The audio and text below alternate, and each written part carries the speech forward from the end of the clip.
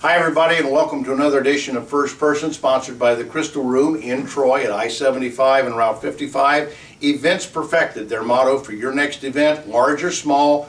Give them a call. You'll like the staff, the amenities, and the location right there on West Market Street in Troy to make your next event perfect. In fact, that's their motto. Give Jessica Brown a call or check them out on the internet by clicking on their ad here on Press Pros. Events perfected at the Crystal Room, sponsors of First Person. It is always fun to talk with state champions, and I don't know if there's one with which there's more anticipation than with the gentleman on my right. He's Geron Stokes, the coach of the state champion, the reigning Division 6 state champion, MINSTER WILDCATS, here in Minster this morning. And you know, it's I say there's a lot of anticipation because first time in 25 years you go into Columbus last year and bring home a trophy that is much appreciated, and I will say this, Geron, you got them here licking their chops for more in the MAC and particularly in Minster. Yeah, it's an interesting deal. We've talked about this as a team, and just the expectations now, the bullseye on your chest. Everyone expects Minster to be a game now. It's not, you're not going to surprise anybody. So it's perfect test for our culture and our team, our kids. You said something last year that impressed me greatly because I've been around the block a few times and I've heard school administrators, I've heard coaches, I've heard parents, principals, everybody talk about this fact. Sometimes you're not the best team on the field, and yet you have to find a way to win. And you said that last year about the game with Kirtland. That's a team that's a two-time state champion. I've seen them for years. They're tough physically. They grind you down. They like to run the ball, ram it down people's throat. And yet you found a way last year to beat that team through the air. And afterwards you said, we probably weren't the best team here, but we found a way to win. Now there are people who take objection to that sometimes, but in fact that's a life lesson. You're not always going to be the best team there, but still you have to find a way to compete, and you did that. Yeah, we felt like going into that game we were outmatched. We just didn't think that we could stop their run game and play with some of their physical kids, just from a size standpoint and a strength standpoint. And the only way we were going to win that game was if we were going to throw the heck out of it and make plays with some of our playmakers. And our defense fought enough. Wasn't great, but they fought enough and got a stop or two here and there and created a big turnover. And it was perfect. It was perfect. It was just the complete finale for that senior group. That was their character. That was who they were. They weren't a good group all the way through junior high, through freshman. Heck, we didn't even think we had a good group coming in last year, and they just worked and fought and struggled and came back, and they just kept coming back through struggles and adversity and found a way to win. It's just a perfect ending for our culture. It was an epiphany, and you know what an epiphany is. That you opened the door for a lot of football teams, a lot of basketball, baseball teams, who look at that example and say, there's always a way. You can find a way. If you can't run against a team, we'll throw it. In fact, Josh Nixon told me after the game, Coach said, if we have to throw it 60 times, we'll throw it 60 times. Yeah, that's just kind of who we are as a team. I don't feel like we're going to line up and pound anybody or line up and have to throw it 50, be empty and spread people out all the time. I feel like we kind of try to be balanced and attack how people line up. And I don't know. I just like the way our kids handle themselves in those situations right now. They're cool, calm, and collective, and they just believe that their work and all the stuff they've done up to that point has prepared them, and they just go let it fly. And when you do that, it's just fun, win or lose. The flip side to that is another lesson, a life lesson, is you're going to be expected to come back and play like champions this year. You can't come out here and have happen to you by a lesser opponent what happened to Kirtland last year. You got to come out and your kids have to know. You got to be prepared to play and win every night. You don't want to get caught with your pants down. Yeah, we've talked about this a lot too. We don't know what type of team we have yet. We don't know the identity of our team. We don't know how good or how bad we are. But year one was trying to get our team right, get everything aligned. And year two, we went out and won with zero expectations. Now it's year three with 19 seniors that have played for 2 or 3 years. Now it's year three. Now you have expectations to win.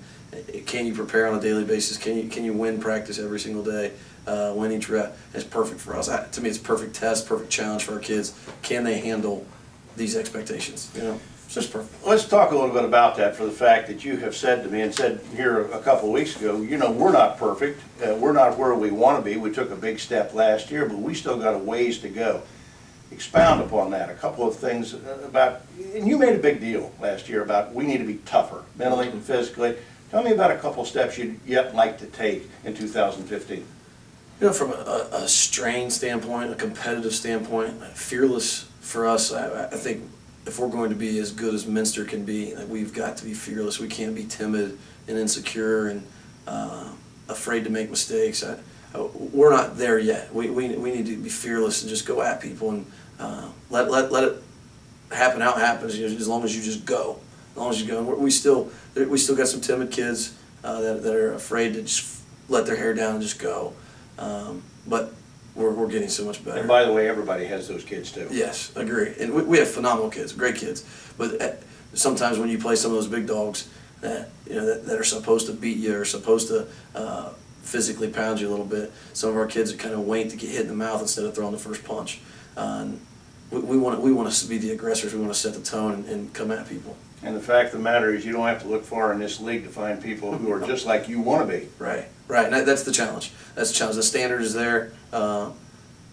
Those other teams set the bar, and we've got to get there.